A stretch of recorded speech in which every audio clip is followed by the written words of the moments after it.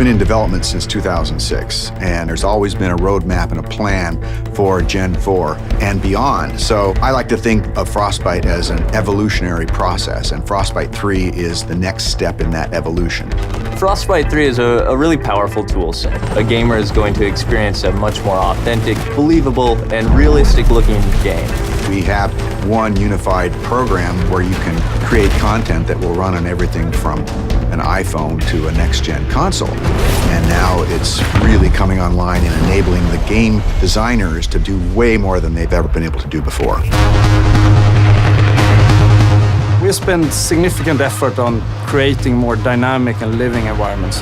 Before, they would have to go to a lot of work to make a tree feel like it swayed in the wind. Now we give them the tools to create the tree, and we let the game engine control how the wind affects that tree. Frostbite allows everything to work together. The waves on the beach, the wind blowing the whitecaps, even the clouds overhead all move consistently with the forces of nature. You might see an explosion go off, you'll see the trees nearby shake from the explosion. It's sort of subtle, but it creates this sense of seamless reality. So the large world coupled with a lot of people running around interacting with you really pays off in Battlefield 4.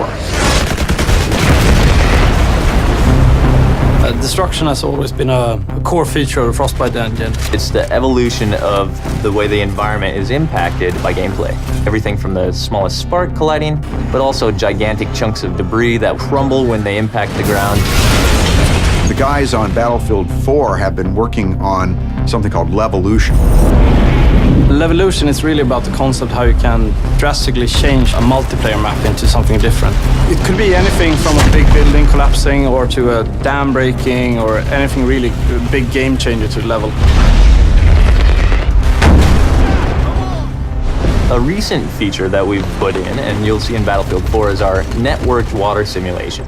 So what this means is all players will see the same wave in the same position at the same time. And this leads to some pretty exciting cat and mouse type of gameplay where you're ducking down and going up and you can kind of peek around as you drive in your boat.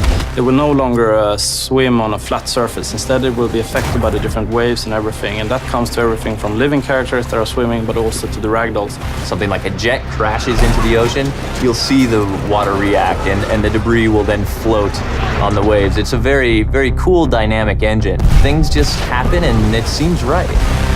Take cover! In Frostbite 3, we've made a priority of much more believable, emotionally believable characters. There's a whole slew of features in Frostbite that support that, and one of the most important is the way a person's eyes look. The way we render characters is better than ever before. We're doing subsurface scattered models. We have parallax animation in the iris. You'll notice it looks like a real eye. You'll back me up, right? Frostbite 3 is so much more powerful than any engine I ever used before. And it's not just the specific features and the framework, it's the fact that we're collaborating with other teams around the world. In the past, before we had the Frostbite team, we were building a new engine every time and we were kind of stumbling constantly. Now, to have the team here to focus on new releases with new goodies means that we as a team can focus on the creative side to deliver better games, better experiences. Today it's used by a lot of different genres, so everything from racing games to real-time strategy games and RPGs. So in Battlefield 4, when the building collapses, the dust starts expanding, the debris is falling, the sparks are flying, the boats are ramping off of waves, all of this is because of Frostbite 3.